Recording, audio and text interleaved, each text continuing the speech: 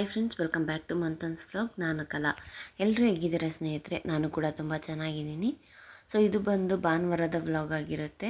ನಮ್ಮನೆಯಲ್ಲಿ ಭಾನುವಾರ ಗೊತ್ತಿದೆ, ಮನೆ ದೇವ್ರದ್ದು ಪೂಜೆ ಎಲ್ಲ ಇರುತ್ತೆ. ಸೊ ಬಾಗಿಲೆಲ್ಲ ತೊಳೆದಿತ್ತಾಯಿತು. ನಮ್ಮ ಅವ್ವನೇ ರಂಗೋಲಿ ಬಿಡ್ತಾಯಿದ್ರು. ಈ ರಂಗೋಲಿ ನಾನು ಕ್ಲಿಪ್ಪಿಂಗ್ ತೊಗೊಳೋಣ ಅಂತ ನೋಡಿದೆ. ನಾನೇನು ಮಾಡಿಬಿಟ್ಟಿದ್ದೀನಿ, ಕ್ಯಾಮ್ರನ್ನ ಆನ್ ಮಾಡಿಲ್ಲ. ಸುಮ್ಮನೆ ಕ್ಯಾಮ್ರಾ ಓಪನ್ ಮಾಡಿ ಬಿಟ್ಟಿದ್ದೀನಿ, ರೆಕಾರ್ಡಿಗೆ ಆನ್ ಮಾಡಿಲ್ಲ.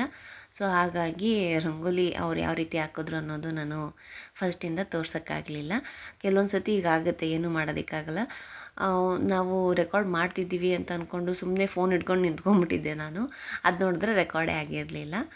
ಸೊ ಆ ರಂಗೋಲಿನೆಲ್ಲ ಬಿಟ್ಟರು. ಚೆನ್ನಾಗಿದೆ ಅಲ್ವಾ? ಚುಕ್ಕಿ ಇಟ್ಟು ಸಹ ಬಿಡ್ಬೋದು. ಇವ್ರು ಹಾಗೆ 2 ಎಲೆಯಲ್ಲಿ ತುಂಬ ಚೆನ್ನಾಗಿ ಬಿಟ್ಟಿದ್ದಾರೆ. ದೊಡ್ಡದಾಗಿದೆ. ಸಣ್ಣ ರಂಗೋಲಿನ ಎಷ್ಟು ದೊಡ್ಡದಾಗಿ ಬಿಟ್ಟಿದ್ದಾರೆ, ಚೆನ್ನಾಗಿ ಕಾಣ್ತಿದೆ ಅಲ್ವಾ? ಸೊ ರಂಗೋಲಿ ಎಲ್ಲ ಆಯಿತು. ಇನ್ನು ನಾನು ಇವತ್ತು ಭಾನುವಾರ ಆಗಿರೋದ್ರಿಂದ ಮನೆಯೆಲ್ಲ ಒರೆಸ್ಬೇಕು. ಮನೆಯೆಲ್ಲ ನೀಟಾಗಿ ಕ್ಲೀನ್ ಎಲ್ಲ ಮಾಡಿ ಹಾಗೆಯೇ ಪೂಜೆನೂ ಮಾಡಬೇಕು. ಹಾಗೆಯೇ ಇವತ್ತು ಒಂದು ಫಂಕ್ಷನ್ ಇದೆ. ಫಂಕ್ಷನ್ ಅನ್ನೋದಕ್ಕಿಂತ ಸಿಂಪಲ್ಲಾಗಿ ಒಂದು ದೀಪಶಾಸ್ತ್ರ ಮಾಡ್ತಾರೆ ಗೊತ್ತಾ, ಆ ಫಂಕ್ಷನ್ಗೆ ಹೋಗಬೇಕಾಗಿದೆ. ಸೊ ಅದ್ರ ವಿವರಣೆ ಎಲ್ಲ ನಾನು ಆಮೇಲೆ ಕೊಡ್ತೀನಿ. ಇನ್ನು ನಾನು ನೈಟೇನೆ ಎಲ್ಲ ಕ್ಲೀನ್ ಮಾಡಿಟ್ಟಿದ್ದೆ. ಗೊತ್ತಲ್ಲ, ಈ ರೀತಿಯಾಗಿ ಹೋಗಬೇಕಾಗಿದೆ ಅಂದಮೇಲೆ ಫಸ್ಟೇ ಎಲ್ಲ ಕ್ಲೀನಾಗಿ ಇಟ್ಕೊಂಡ್ರೆ ಬೇಗನೆ ಎಲ್ಲ ಕೆಲಸ ಆಗುತ್ತೆ ಅಂತೇಳಿ ಗ್ಯಾಸ್ ಆಗಿರ್ಬೋದು, ಪಾತ್ರೆನೆಲ್ಲ ತೊಳೆದಿಟ್ಟಿದ್ದೆ. ಅದನ್ನು ಜೋಡಿಸ್ಕೊತೀನಿ, ಎಲ್ಲೆಲ್ಲಿ ಏನೇನು ಇಡಬೇಕು ಅನ್ನೋದನ್ನು ನೀಟಾಗಿ ಜೋಡಿಸ್ಕೊಂಬಿಟ್ಟು. ಆಮೇಲೆ ನಾಷ್ಟ ಏನು ಅಂತಂದರೆ ಸಿಂಪಲ್ಲಾಗಿ ಏನಾದರೂ ಮಾಡ್ತೀನಿ. ಪುಳಿಯೋಗರೆ ಇಲ್ಲಾಂದರೆ ಚಿತ್ರಾನ್ನ, ಈ ರೀತಿಯಾಗಿ ಮಾಡೋದು ಅನ್ನೋದು ಪ್ಲ್ಯಾನಲ್ಲಿದೆ. ಸುಮ್ಮನೆ ಜಾಸ್ತಿ ಮಾಡ್ಕೊಂಡು ಕೂತ್ಕೊಳ್ಳೋಕ್ಕೆ ಟೈಮ್ ಇರೋದಿಲ್ಲ. ಹಾಗಾಗಿ ಸಿಂಪಲ್ಲಾಗಿ ಏನಾದರೂ ಒಂದು ಮಾಡಿಟ್ಟೆ. ಇನ್ನು ಪಾತ್ರೆಗಳನ್ನೆಲ್ಲ ಜೋಡಿಸ್ಕೊಂಡಿದ್ದಾಯಿತು. ಇನ್ನು ನಮ್ಮ ಅತ್ತೆ ಬೇರೆ ಮನೇಲಿರಲಿಲ್ಲಲ್ಲ, ಅವರೂ ಮದುವೆಗೆ ಹೋಗಿದ್ದರು. ಇವತ್ತು ಇನ್ನೂ ಬಂದಿಲ್ಲ, ನಾಳೆ ಬರ್ಬೋದು ಮೋಸ್ಟ್ಲಿ. ಸೊ ನಾಳೆ ಇಲ್ಲ ನಾಡ್ದು ಬರ್ತಾರೆ ಅವರು. ನಮ್ಮ ಅತ್ತೆ ಇದ್ದಿದ್ರೆ ನಾನೇನು ಹೋಗ್ತಾ ಇರಲಿಲ್ಲ. ಯಾರಾದರೂ ಒಬ್ಬರು ಹೋಗ್ಬೇಕಲ್ವ ಕರೆದಾಗ. ಸೊ ಅವ್ರು ಇಲ್ದಿರೋದಕ್ಕೋಸ್ಕರ ನಾನು ಹೋಗ್ತಾಯಿದ್ದೀನಿ. ನನಗೆ ಈ ಫಂಕ್ಷನ್ಸ್ ಎಲ್ಲ ಹೋಗೋಕೆ ನಿಜವಾಗ್ಲೂ ಇಷ್ಟ ಆಗೋದಿಲ್ಲ. ಯಾಕೆ ಅಂದರೆ ಮಕ್ಕಳು ಮರಿನೆಲ್ಲ ಕರ್ಕೊಂಡು ಹೋಗಬೇಕು. ಸೊ ಹಾಗಾಗಿ ಇಲ್ಲಾಂದ್ರೇನು ಹೋಗ್ತೀನಿ ಅಂತ ಏನು ಕಷ್ಟ ಅನಿಸಲ್ಲ. ಬಟ್ ಈ ಮಕ್ಕಳನ್ನೆಲ್ಲ ಕರ್ಕೊಂಡೋಗಿ ಅಲ್ಲಿ ಅವರು ಅಂದರೆ ಬೇರೆಯವ್ರ ಮನೆಗೆ ಹೋದಾಗ ಕಂಫರ್ಟಬಲ್ ಆಗಿರೋದಿಲ್ಲ ಅಲ್ವಾ, ಸುಮ್ಮನೆ ಇರೋದಿಲ್ಲ, ಓಡಾಡ್ತಾನೆ ಇರ್ತಾರಲ್ವ. ಹಾಗಾಗಿ ನಾನು ಎಲ್ಲೂ ಆಚೆ ಕರ್ಕೊಂಡು ಹೋಗೋದಕ್ಕೆ ಇಷ್ಟಪಡಲ್ಲ. ಒಂದು ಸ್ವಲ್ಪ ಏಜಿಗೆ ಬರೋ ತನಕ, ಆವಾಗ ಅವ್ರಿಗೆ ಗೊತ್ತಾಗುತ್ತೆ. ಅಷ್ಟೊಂದು ದೊಡ್ಡವರಾಗೋ ತನಕ ಅಲ್ಲ, ಮೀಡಿಯಮ್ ಏಜಿಗೆ ಒಂದು 3 ವರ್ಷ ಆದ್ರೆ ಗೊತ್ತಾಗುತ್ತಲ್ವ, ಆರಾಮಾಗಿ ಕರ್ಕೊಂಡು ಹೋಗ್ಬೋದು. ಈಗ ಆದ್ರೂ ಏನೂ ಮಾಡೋಕ್ಕಾಗಲ್ಲ, ಮಕ್ಕಳನ್ನ ಜೊತೆಗೆ ಕರ್ಕೊಂಡು ಹೋಗಬೇಕು. ನಾನು ಸಹ ರೆಡಿ ಆಗಿದ್ದಾಯಿತು. ಪಾಪುನೂ ರೆಡಿ ಮಾಡಿದೆ. ಅವಳಿಗೆ ಸಿಂಪಲ್ಲಾಗಿ ಒಂದು ಫ್ರಾಕ್ ಹಾಕಿದೆ. ಏನು ಜಾಸ್ತಿ ಗ್ರ್ಯಾಂಡಾಗಿ ಏನು ನಾನು ರೆಡಿ ಆಗಿಲ್ಲ. ನಾನು ಸಹ ಸಿಂಪಲ್ಲಾಗಿಯೇ ಡ್ರೆಸ್ ಹಾಕ್ಕೊಂಡು ಪಾಪುಗೂ ಒಂದು ಫ್ರಾಕ್ ಹಾಕಿಬಿಟ್ಟೆ. ಸೆಕೆ ಆಗುತ್ತಲ್ವ, ಕಂಫರ್ಟಬಲ್ ಆಗಿರೋದು ಬೇಕಾಗುತ್ತಲ್ವ, ಹಾಗಾಗಿ ಸ್ಲೀವ್ಲೆಸ್ಸೇ ಹಾಕಿ ಸುಮ್ಮನೆ ಅದೇ ಅಂತ ಇನ್ನೂ ರೆಡಿಯಾಗಿ ಮಾಡಲಿಲ್ಲ. ನೋಡಿ, ಸಿಂಪಲ್ಲಾಗಿ ಇದೆ ಅಲ್ವಾ? ಇನ್ನು ನಾನು ರೆಡಿಯಾಗಿ ಅವರು ಒಂದು 10 ಗಂಟೆ ಅಷ್ಟರಲ್ಲಿ ಬನ್ನಿ ಅಂತ ಹೇಳಿದರು. ಅಷ್ಟರಲ್ಲಿ ನಾನು ರೆಡಿಯಾಗಿದ್ದೆ. 10:15 ಹೋದ್ವಿ ಅವ್ರ ಮನೆ ಹತ್ರ. ಸೊ ಇದು ಬಂದು ಹುಡುಗಿಯವರ ಮನೆ, ಅಂದರೆ ಆ ಹುಡುಗಿ ಬಂದು ನಮ್ಮ ಮನೆಯವರ ಅತ್ತೆ ಮಗಳಾಗುತ್ತೆ. ಓಕೆನಾ? ನಮ್ಮೂರಲ್ಲೇ ಇರೋದು ಅವ್ರೂ. ಅವ್ರ ಮನೆ ಹತ್ರ ಬಂದ್ವಿ. ಅಲ್ಲಿಂದ ನಾವು ಹೊರಡೋದಕ್ಕೆ ಈಸಿ ಆಗುತ್ತೆ ಅಂತ ಹೇಳಿ ಅವ್ರ ಮನೆ ಹತ್ರ ಬಂದೆ. ಸೊ ಇವ್ರು ಬಂದು ಹುಡುಗಿಯರ ಅಮ್ಮ, ಆಯಿತಾ? ಇವರು ಸಹ ಹೊಸದಾಗಿ ಮನೆ ಕಟ್ಟಿರೋದಿದು. ಇವ್ನು ಬಂದು ಹುಡುಗಿಯರ ಅಣ್ಣ. ಸೊ ಇವತ್ತು ನಾವೇನು ಫಂಕ್ಷನ್ಗೆ ಹೋಗ್ತಾಯಿದ್ದೀವಿ ಅಂದರೆ ದೀಪಶಾಸ್ತ್ರ ಮಾಡೋದಕ್ಕೆ ಹುಡುಗನ ಕಡೆ ಮನೆಗೆ ಹೋಗ್ತಾಯಿದ್ದೀವಿ. ಇನ್ನು ಇವರು ಹುಡುಗಿಯರ ಅಪ್ಪ. ಸೊ ನಮ್ಮ ಮನೆಯವ್ರಿಗೆ ಮಾವ ಆಗಬೇಕು, ಮಾಮ ಮತ್ತು ಅತ್ತೆ. ಸೊ ಅವ್ರ ಮನೆಗೆ ಬಂದಿದ್ದೀವಿ. ಇವರು ಸಹ ಭಾನುವಾರ ಪೂಜೆ ಎಲ್ಲ ಮಾಡಿದ್ದಾರೆ. ಹುಡುಗಿ ಅವಳು ಫ್ರೆಶ್ ಅಪ್ ಆಗಿ ರೆಡಿ ಆಗ್ತಿದ್ದಾಳೆ. ನಾನೇನು ಅವಳ ಫೇಸಲ್ಲೇನು ರಿವೀಲ್ ಮಾಡಿಲ್ಲ. ಇಟ್ಸ್ ಅವ್ರು ಕಂಫರ್ಟಬಲ್ ಅಂತ ಸುಮ್ಮನೆ ಅದೇ. ಸೊ ಇಲ್ಲಿಂದ ಹೊರಟ್ವಿ ನಾವು ಹೊರಡಬೇಕಾದ್ರೆ ಅರೌಂಡು 11 ಗಂಟೆ ಆಗಿತ್ತು. ಸೊ ಅದು ಟೈಮಿಂಗ್ಸ್ ಇರುತ್ತೆ ಗೊತ್ತಾ, ಇಷ್ಟೊತ್ತಿಗೆ ಹೋಗಿ ಪೂಜೆ ಮಾಡಬೇಕು ಅಂತ ಒಂದು ರಾಹು ಕಾಲ ಗುಳಿ ಕಾಲ ಎಲ್ಲ ನೋಡಿಕೊಂಡು ಬಿಡಬೇಕಾಗಿತ್ತು. ಅದಕ್ಕೋಸ್ಕರ ಟೈಮಿಂಗ್ಸ್ ನೋಡ್ಕೊಂಡು ಹೊರಟ್ವಿ. ಇನ್ನು ಅವ್ರ ಕಡೆ ಹೋದಾಗಂತೂ ಫುಲ್ಲು ಜಾಸ್ತಿ ಅಂದರೆ ಅಡಿಕೆ ತೋಟನೇ ಜಾಸ್ತಿ ಇದ್ದಿತ್ತು. ಸ್ವಲ್ಪ ಹಳ್ಳಿ ಕಡೆನೇ ಕೊಟ್ಟಿದ್ದಾರೆ, ಏನಂತ ಸಿಟಿ ಕಡೆ ಏನು ಕೊಟ್ಟಿಲ್ಲ, ಹಳ್ಳಿ ಕಡೆನೇ ಕೊಟ್ಟಿದ್ದಾರೆ ಅವ್ರೂ. ಇಲ್ಲಂತೂ ಪೂರ್ತಿ ನೋಡಿ, ಇದನ್ನು ಎಷ್ಟು ಚೆನ್ನಾಗಿ ಕಾಣ್ತಿದೆ ಅಲ್ಲ, ಅಡಿಕೆ ತೋಟ. ನಾನು ಹೇಳಿದ್ನಲ್ಲ, ಅಡಿಕೆ ತೋಟ, ತೆಂಗಿನ ತೋಟ ಇದೇ ಆಗಿತ್ತು. ಚೆನ್ನಾಗಿತ್ತು ಒಂಥರ ವಾತಾವರಣ. ಸ್ವಲ್ಪ ರೋಡು ಸರಿ ಇರಲಿಲ್ಲ ಅಷ್ಟೇ. ರೋಡು ಕಲ್ಲು ಮಣ್ಣು ಜಾಸ್ತಿ ಇತ್ತು, ಟಾರ್ ರೋಡ್ ಥರ ಅಲ್ಲ. ಹಳ್ಳಿ ಕಡೆ ಅಂದಮೇಲೆ ಇನ್ಯಾವ ಥರ ಇರುತ್ತೆ ಅಂತೀರಲ್ವ ಹಾಗೆ ಇತ್ತು. ಇನ್ನು ಮನೆ ಬಂತು, ನಾವು ಸಹ ಹೊರಟ್ವಿ. ಕರೆಕ್ಟ್ ಟೈಮಿಂಗ್ಸಿಗೆ ಹೋದ್ವಿ. ಅವರೂ ಸಹ ಎಲ್ಲ ರೆಡಿ ಮಾಡಿಕೊಂಡು ವೆಯ್ಟ್ ಮಾಡ್ತೀವಿ. ಅಂದರೆ ಫಸ್ಟು ಸ್ವಲ್ಪ ಜನ ಮುಂಚೆಗೆ ಹೋಗಿದ್ವಿ. ಅಂದರೆ ಅವರಮ್ಮ, ಅವ್ರ ದೊಡ್ಡಮ್ಮ, ಹಾಗೆಯೇ ಅವರ ಅತ್ತೆ, ಈ ರೀತಿಯಾದ ಒಂದು ಸ್ವಲ್ಪ ಜನ ಮುಂಚೆಗೆ ಹೋಗಿ ತಯಾರಿ ಮಾಡ್ಕೊತಾ ಇದ್ರು ನೋಡಿ. ತಯಾರಿ ಅಂದರೆ ಮಾಮೂಲಿ ದೇವ್ರ ಮನೆಯಲ್ಲಿ ಒಂದು ದೀಪ ಇಡಬೇಕು. ಅಂದರೆ ಇದು ಕಾಮಾಕ್ಷಿ ದೀಪ ಕಾಣ್ತಿದೆಯಲ್ಲ, ಅದಲ್ಲ, ಮಣ್ಣಿನ ದೀಪ. ಅದನ್ನಿಟ್ಟು ಹೂವು ಆಗಿರ್ಬೋದು, ಅರಿಶಿನ ಕುಂಕುಮ ಪ್ರತಿಯೊಂದು ಇಟ್ಟು ಪೂಜೆ ಮಾಡೋವಂಥದ್ದು. ಅದನ್ನು ದೀಪಶಾಸ್ತ್ರ ಅಂತ ಹೇಳ್ತಾರೆ. ಸೊ ನೆಕ್ಸ್ಟ್ ಅದಾದಮೇಲೆ ದೇವ್ರ ಮನೆಯಲ್ಲಿ ದೇವ್ರ ಪೂಜೆ ಎಲ್ಲ ಮುಗಿಸ್ಕೊಂಡಾದ್ಮೇಲೆ ಹೊಸ್ಲಿಗೆ ಪೂಜೆ ಮಾಡೋಂಥದ್ದು. ಅದಕ್ಕೂ ನೀಟಾಗಿ ಹೂವು ಎಲ್ಲ ಇಟ್ಟು, ಅರಿಶಿನ ಕುಂಕುಮ ಎಲ್ಲ ಇಟ್ಟು, ರಂಗೋಲಿನೂ ಸಹ ಹಾಕಬೇಕು. ಹಾಗೆಯೇ ಎಲೆ ಅಡಿಕೆ, ಬಾಳೆಹಣ್ಣು, ತೆಂಗಿನಕಾಯಿ, ಮಾಮೂಲಿ ಹೇಗೆ ನಾವು ಪೂಜೆ ಮಾಡ್ತೀವಲ್ಲ ಅದೇ ರೀತಿಯಾಗಿಯೇ ಪೂಜೆ ಮಾಡಿ, ಕಡ್ಡಿ ಬೆಳಗಿ, ಹಾಗೆ ಕರ್ಪೂರನೂ ಹಚ್ಚಿ ಬೆಳಗೋವಂಥದ್ದು. ಹೊಸ್ಲು ಪೂಜೆನೂ ಸಹ ಮಾಡ್ಕೊಂಡಿದ್ದು ಆಯಿತು. ಇವ್ರು ಬಂದು ಹುಡುಗಿಗೆ ಅವರ ಅಣ್ಣ ಇದ್ದಾರಲ್ಲ, ಅವರ ಹೆಂಡತಿ ಅಂದರೆ ಅತ್ತಿಗೆ ಆಗಬೇಕು. ಸೊ ಅವರು ಪೂಜೆಯನ್ನು ಮಾಡ್ತಿದ್ದಾರೆ.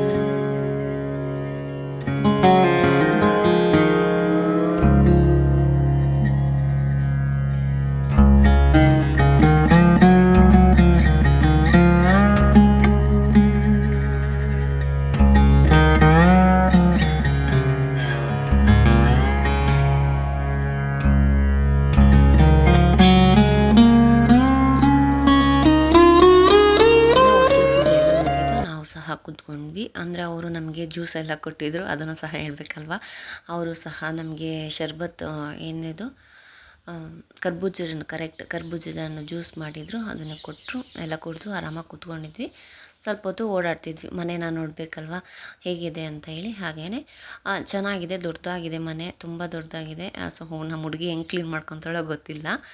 ಚೆನ್ನಾಗಿದೆ, ವಾತಾವರಣ ಅಂತೂ ಸಿಕ್ಕಾಪಟ್ಟೆ ಇಷ್ಟ ಆಯಿತು. ಹಸಿರು ಗಿಡಗಳಾಗಿರ್ಬೋದು, ಬಾಲ್ಕನಿಯಲ್ಲಿ ಅವರು ತೆಂಗಿನ ತೋಟ, ಹಾಗೆಯೇ ಅಡಿಕೆ ತೋಟಗಳೆಲ್ಲ ಹಾಕ್ಕೊಂಡಿದ್ದಾರೆ ಮನೆ ಹತ್ರನೇ, ಚೆನ್ನಾಗಿದೆ. ಹಾಗೆಯೇ ಮೆಣಸು ಸಹ ಹಾಕಿದ್ರು. ನಾನು ಅದನ್ನು ವಿಳೆದೆಲೆ ಅಂತ ಅಂದ್ಕೊಂಬಿಟ್ಟಿದ್ದೆ, ಬಟ್ ಅದು ವಿಳೆದೆಲೆ ಅಲ್ಲ, ಮೆಣಸು. ಓಕೆನಾ, ಒಂದೆರಡಲ್ಲ, ಒಂದು 5-6 ಗಿಡಕ್ಕೇನೆ ಮೆಣಸನ್ನ ಹಾಕ್ಕೊಂಡಿದ್ದೆ. ನೋಡ್ತಾ ಇರ್ಬೋದು, ಇದು ಬಾಲ್ಕನಿ ಥರ ಇದೆ ಮೇಲ್ಗಡೆ, ಡೂಪ್ಲೆಕ್ಸ್ ಮನೆಯೇ ಇದು. ಸೊ ನಾವೆಲ್ಲ ಹಾಗೆ ಸುಮ್ಮನೆ ಬಂದು ಆಚೆ ನೋಡ್ತಾ ಇದ್ವಿ. ನೋಡಿ ಕಾಣ್ತಿದ್ಯಲ್ಲ ಎಷ್ಟು. ಇದೆಲ್ಲ ಮೆಣಸು ಗಿಡ, ಸೇಮ್ ವಿಳೆದೆಲೆ ಥರನೇ ಇತ್ತು. ನನಗೆ ಅದೇ ಡೌಟ್ ಆಗಿತ್ತು, ವಿಳೆದೆಲೆನೇ ಅಂತ ಅಂದ್ಕೊಂಡೆ, ಬಟ್ ಅಲ್ಲ ಅಂತ ಆಮೇಲೆ ಗೊತ್ತಾಯಿತು. ನಾವು ಸುಮ್ಮನೆ ಹಾಗೇ ಓಡಾಡಿಕೊಂಡು ಸ್ವಲ್ಪ ಹೊತ್ತು ಟೈಮ್ ಸ್ಪೆಂಡ್ ಮಾಡಿದ್ವಿ ಮೇಲ್ಗಡೆ. ಅಂದರೆ ಅವರು ಕೆಳಗಡೆ ಊಟ ಬಡಿಸ್ತಾ ಇದ್ರಲ್ಲ, ಹಾಗಾಗಿ ನಾವು ಮೇಲ್ಗಡೆ ಬಂದು ಹಾಗೆ ಸುಮ್ಮನೆ, ಗಾಳಿ ಅಂತೂ ಬೀಸ್ತಾ ಇರಲಿಲ್ಲ ಬಿಡಿ ಇವಾಗ. ಹಾಗೆ ಸುಮ್ಮನೆ ಓಡಾಡ್ಕೊಂಡಿದ್ವಿ. ಇನ್ನು ವಾತಾವರಣ ಅಂತೂ ನನಗೆ ತುಂಬಾ ಇಷ್ಟ ಆಯಿತು. ಅಕ್ಕಪಕ್ಕ ಯಾವುದೂ ಮನೆ ಇಲ್ಲ, ಅಂದರೆ ಪಕ್ಕನೇ ಇದೆ. ಒಂದು ಸ್ವಲ್ಪ ದೂರ ನಡ್ಕೊಂಡು ಹೋಗಬೇಕು, ಒಂದು 5 ನಿಮಿಷ ನಡಿಬೇಕು. ಸೊ ಇದು ಸಿಂಗಲ್ ಮನೆ, ಓಕೆನಾ. ಅಲ್ಲೊಂದು ದೇವಸ್ಥಾನ ಇದೆ ಅಷ್ಟೇನೆ. ಮುಂದೆಗಡೆ ಈ ರೀತಿಯಾಗಿದೆ. ಏನೇ ಹೇಳಿ ಸ್ನೇಹಿತರೆ, ಬೆಂಗಳೂರು ಕಡೆ ಮದುವೆಯಾಗಿ ಹೋಗೋದ್ರ ಬದಲು ಹಳ್ಳಿ ಕಡೆ ಮದುವೆ ಆದರೆ ನಿಜ ಚೆನ್ನಾಗಿರುತ್ತೆ. ಆ ವಾತಾವರಣ ಆಗಿರ್ಬೋದು, ಆ ಪೊಲ್ಯೂಷನ್ ಆಗಿರ್ಬೋದು, ಏನಂತೀರಾ ಕಮೆಂಟ್ ಮಾಡಿ.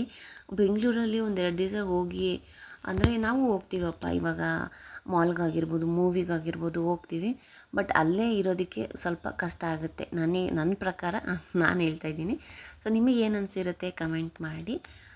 ಇನ್ನು ಅವರು ಊಟಕ್ಕೆಲ್ಲ ಬಡಿಸ್ತಾಯಿದ್ರು. ಅವರೇನೆ ಹುಡುಗ, ನೋಡಿ ಕಾಣ್ತಿಲ್ಲ ಅನಿಸುತ್ತೆ ಸರಿಯಾಗಿ, ಇವರೇನೇ ಹುಡುಗ. ಅವರೂ ಸಹ ಎಲ್ಲರಿಗೂ, ಅಂದರೆ ನಾವು ಎಷ್ಟು ಪಂಕ್ತಿ, ಒಂದು 4 ಪಂಕ್ತಿ ಇಲ್ಲ 5 ಪಂಕ್ತಿ ಅಂದ್ಕೊಳ್ಳಿ, ಕೊನೆಯವರೆಗೂ ಎಲ್ಲರಿಗೂ ಊಟ ಬಡಿಸಿದ್ರು. ತುಂಬಾ ಆ್ಯಕ್ಟಿವ್ ಆಗಿದ್ದರು. ಇನ್ನು ನಾನು ನನ್ನ ಮಗಳಿಗೆ ಸಪ್ರೇಟ್ ತಟ್ಟೆಗೆ ಹಾಕ್ಸ್ಕೊಂಬಂದೆ ಒಬ್ಬಟ್ಟು ಹಾಗೆ ಹೆಸರು ಬೇಳೆ ಕಾಳು ಗೊಜ್ಜು. ಆ ಪಾಪುಗೆ ಮೇಲ್ಗಡೆ ಆಟ ಆಡಿಸ್ಕೊಂಡು ತಿನ್ನಿಸೋದಕ್ಕೆ ಚೆನ್ನಾಗಿತ್ತು ಜಾಗ. ಅವಳು ಆಟ ಆಡಿಕೊಂಡು ಫಸ್ಟು ಅವಳಿಗೆ ಊಟ ಮಾಡಿಸ್ಬಿಟ್ರೆ ಆಮೇಲೆ ನೆಕ್ಸ್ಟ್ ನಾನು ಸಮಾಧಾನವಾಗಿ ಊಟ ಮಾಡ್ಬೋದು ಅಂತ ಹೇಳಿ ಅವಳಿಗೆ ತಿನ್ನಿಸ್ದೆ. ಹೆಂಗೆ ಆಟ ಆಡ್ಕೊಂಡು ಹಂಗೋ ಹಿಂಗೋ ಸ್ವಲ್ಪ ತಿಂದಳು. ಒಬ್ಬಟ್ಟು ತಿನ್ನೋದಕ್ಕಿಂತ ಜಾಸ್ತಿ ಹಪ್ಳನೇ ತಿಂದಿತ್ತಾಯ್ತು ಅವಳು. ಹಪ್ಳ ಕರೆದು ಅಲ್ಲೇ ಇಟ್ಬಿಟ್ಟಿದ್ರಲ್ಲ, ಅದು ಹೋಗೋದು ತೊಗೊಂಬರೋದು ತಿನ್ನೋದು ಅದೇ ಆಗೋಗಿತ್ತು. ಅದಕ್ಕೆ ಮೇಲೆ ಕರ್ಕೊಂಬಂದೆ. ಹಂಗೂ ಒಂದು ಕೈಯಲ್ಲಿ ಒಂದೆರಡು ಇಟ್ಕೊಂಡು ಬಂದಳು. ಇನ್ನು ಇದು ಅವ್ರ ಮಾಮನ ಜೊತೆ ಆಟ ಆಡ್ತಾಯಿದ್ಲು. ಹುಡುಗರು ಇದ್ದರೆ ಏನಿಲ್ಲ, ಚೆನ್ನಾಗಿ ಆಟ ಆಡ್ಕೊಂಡಿರ್ತಾಳೆ. ಒಬ್ಬಳೇ ಇದ್ದರೆ ಸ್ವಲ್ಪ ಬೇಜಾರಾಗುತ್ತೆ ಅವಳಿಗೂ. ಇನ್ನು ನಮ್ಮದು ಸಹ ಊಟ ಎಲ್ಲ ಆಯಿತು. ಹಾಗೆಯೇ ಆಚೆ ಕೂತ್ಕೊಂಡ್ವಿ ಸ್ವಲ್ಪ ಹೊತ್ತು. ಅವರೇನೋ ಮಾತುಕತೆ ಇರುತ್ತಲ್ಲ, ಅವ್ರೇನಾದ್ರು ಮಾತಾಡ್ಕೊತಿರ್ತಾರೆ. ಇಲ್ಲ ಇನ್ನು ನೆಕ್ಸ್ಟ್ ಪಂಕ್ತಿಯವರು ಊಟ ಮಾಡೋರು ಇರ್ತಾರಲ್ಲ, ಅವ್ರಿಗೋಸ್ಕರ ಕಾಯಬೇಕಾಗಿತ್ತಲ್ಲ. ಹಾಗಾಗಿ ನಾವೂ ಆಚೆ ಬಂದು ಒಂದು ಸ್ವಲ್ಪ ಹೊತ್ತು ಕೂತ್ಕೊಂಡ್ವಿ, ಟೈಮ್ ಸ್ಪೆಂಡ್ ಮಾಡಿದ್ದಾಯಿತು. ನೆಕ್ಸ್ಟ್ ಇದಾದಮೇಲೆ ಅವರು ಅರಿಶಿನ ಕುಂಕುಮ ಹಾಗೆ ಎಲೆ ಅಡಿಕೆ ಬ್ಲೌಸ್ ಪೀಸು ಪ್ರತಿಯೊಂದು ಎಲ್ಲ ಕೊಟ್ಟು ಎಲ್ಲರೂ ಅರಿಶಿನ ಕುಂಕುಮ ತೊಗೊಂಡ್ವಿ. ಇದಾದಮೇಲೆ ಇನ್ನೇನಿದೆ ಕೆಲಸ, ಮನೆ ಕಡೆ ಹೊರಡೋದೇನೇನೆ. ಸೊ ಇಷ್ಟ ಆಗಿರುತ್ತೆ ಸ್ನೇಹಿತರೆ. ದೀಪಶಾಸ್ತ್ರ ಅಂದರೆ ಸಿಂಪಲ್ಲಾಗಿ ಇರುತ್ತೆ. ಅಂದರೆ ನಮ್ಮ ಕಡೆಯವ್ರಿಗೆ ಯಾರ್ಯಾರಿಗೆ ಬೇಕು ಹತ್ರದವ್ರಿಗೆ ಮಾತ್ರ ಅವರು ಹೇಳ್ಕೊಂಡಿದ್ರು. ಟಿ ಟಿ ಮಾಡೋದಾಗಲಿ ಆ ಥರ ಏನಿರಲಿಲ್ಲ. ಕಾರಲ್ಲೇ ಹೋಗಿ ಬರೋ ಅಂಥದ್ದಾಗಿತ್ತು ಅಷ್ಟೇನೆ. ಸಿಂಪಲ್ಲಾಗಿ ಆಯಿತು. ಚೆನ್ನಾಗಿತ್ತು ವಾತಾವರಣ. ನನಗೂ ಇಷ್ಟ ಆಯಿತು ಹೋಗಿದ್ದಕ್ಕೆ. ಅಂದರೆ ನಾವು ಯಾವಾಗೋ ರೇರಾಗಿ ಹೋಗ್ತೀವಿ, ಆವಾಗ ಅಪರೂಪಕ್ಕೆ ಒಂದು ಸತಿ ಹೋಗೋಂಥದ್ದಲ್ವ. ಸೊ ಹೋಗಿ ನಾನು ನೋಡ್ಕೊಂಬಂದಿದ್ದಾಯಿತು. ಇನ್ನು ಸಂಜೆ ಆಯಿತು. ಅಡುಗೆ ಏನು ಮಾಡೋದು ಅಂತ ಅಂದ್ಕೊಂಡಿದ್ದಾಗ ಈ ಚಿಕನ್ ತರ್ತೀನಿ, ಇನ್ನು ಬಿರಿಯಾನಿ ಮಾಡಿಬಿಟ್ಟು ಕಬಾಬ್ ಮಾಡ್ಕೊಳ್ಳೋಣ ಅಂತ ಅಂದ್ಕೊಂಡ್ವಿ. ನಮ್ಮ ಅವ್ವ ಬೇರೆ ಇತ್ತಲ್ಲ, ಸೊ ಹಾಗಾಗಿ ನಾನ್ ವೆಜ್ ಮಾಡಿರಲಿಲ್ಲ. ಅದಕ್ಕೋಸ್ಕರ ಬಿರಿಯಾನಿ ಮಾಡಿ ಕಬಾಬ್ ಮಾಡಿಕೊಂಡೆ. ಇದರಲ್ಲಿ ಏನು ಅಂದರೆ ನನಗೆ ಈರಿ ನೋಡಿ, ಇವಾಗ ಉಪ್ಪು ಹಾಕ್ಬಿಟ್ಟು ಬೇಯಿಸಿರ್ತೀನಿ ಸುಮ್ಮನೆ ಈರಿನ. ಸೊ ಅದನ್ನು ತಿನ್ನೋದಕ್ಕೆ ತುಂಬ ಚೆನ್ನಾಗಿರುತ್ತೆ. ಟ್ರೈ ಮಾಡಿ, ಯಾರಾದರೂ ಟ್ರೈ ಮಾಡಿಲ್ಲ ಅಂತಂದರೆ. ಸೊ ಟ್ರೈ ಮಾಡಿರೋರು ಹೇಳಿ, ಚೆನ್ನಾಗಿರುತ್ತೆ ಅಲ್ವಾ? ನನಗಂತೂ ತುಂಬಾ ಇಷ್ಟ. ಮಕ್ಳಿಗೂ ಸಹ ನಾನು ಹಾಗೆ ಮಾಡ್ತೀನಿ. ಸುಮ್ಮನೆ ಸಾಲ್ಟು ಮತ್ತು ಅರಿಶಿನ ಪುಡಿ ಹಾಕಿ ಬೇಯಿಸಾದ್ಮೇಲೆ ಕೊಡ್ತೀನಿ. ಚೆನ್ನಾಗಿರುತ್ತೆ, ಮಕ್ಳಿಗೂ ಇಷ್ಟಪಟ್ಟು ತಿಂತಾರೆ. ಸೊ ಇಷ್ಟ ಆಗಿತ್ತು ಸ್ನೇಹಿತರೆ. ಇವತ್ತಿನ ವ್ಲಾಗ್ ಇಷ್ಟ ಆಗಿರುತ್ತೆ ಅಂತ ಅಂದ್ಕೊತೀನಿ. ಸೊ ಯಾರಿಗೆಲ್ಲ ಇಷ್ಟ ಆಗಿರುತ್ತೆ ಪ್ಲೀಸ್ ಲೈಕ್ ಮಾಡಿ. ದಯವಿಟ್ಟು ವಿಡಿಯೋ ನೋಡೋದ ನಂತರ ಒಂದೇ ಒಂದು ಲೈಕ್ ಕೊಡೋದಕ್ಕೆ ಏನು ಕಷ್ಟ ಆಗುತ್ತೆ ಅಲ್ವಾ? ಸೊ ಹಾಗಾಗಿ ಲೈಕ್ ಮಾಡಿ. ಇನ್ನೂ ಯಾರೆಲ್ಲ ನನ್ನ ಚಾನಲ್ನ ಸಬ್ಸ್ಕ್ರೈಬ್ ಮಾಡದೆ ನೋಡ್ತಾ ಇದ್ದೀರೋ ದಯವಿಟ್ಟು ಸಬ್ಸ್ಕ್ರೈಬ್ ಮಾಡಿ. ಆ್ಯಂಡ್ ನನಗೆ ಸಪೋರ್ಟ್ ಮಾಡಿ ಅಂತ ಕೇಳ್ಕೊತೀನಿ. ನನಗೂ ಒಂದು ಮೋಟಿವೇಶನ್ ಆಗಿರುತ್ತೆ. ಸೊ ನಾನು ಮಾಡಿದ್ದಕ್ಕೂ ಏನೋ ಒಂದು ಯೂಸ್ಫುಲ್ ಅನಿಸ್ತಪ್ಪ ಅನ್ನೋ ಥರ ಇರುತ್ತೆ ಅಲ್ವಾ? ಹಾಗಾಗಿ ನಿಮ್ಮ ಒಂದು ಕಮೆಂಟ್ ಮೂಲಕ ನನಗೆ ತಿಳಿಸಿ, ಹೇಗಿದೆ ವ್ಲಾಗ್, ಏನಾದರೂ ಚೇಂಜಸ್ ಬೇಕಾಗಿದೆಯಾ? ಇಲ್ಲ ನಾನು ಅಂದ್ಕೊತೀನಿ ಕಂಟೆಂಟ್ ಮಾಡೋಣ ಅಂತ, ಬಟ್ ಒಂದೊಂದು ಸತಿ ಆಗೋದಿಲ್ಲ. ಹಾಗಾಗಿ ಇನ್ಮೇಲೆ ನಾನು ಕಂಟೆಂಟ್ ವೀಡಿಯೋಸ್ನೇ ಹಾಕೋದಕ್ಕೆ ಟ್ರೈ ಮಾಡ್ತೀನಿ.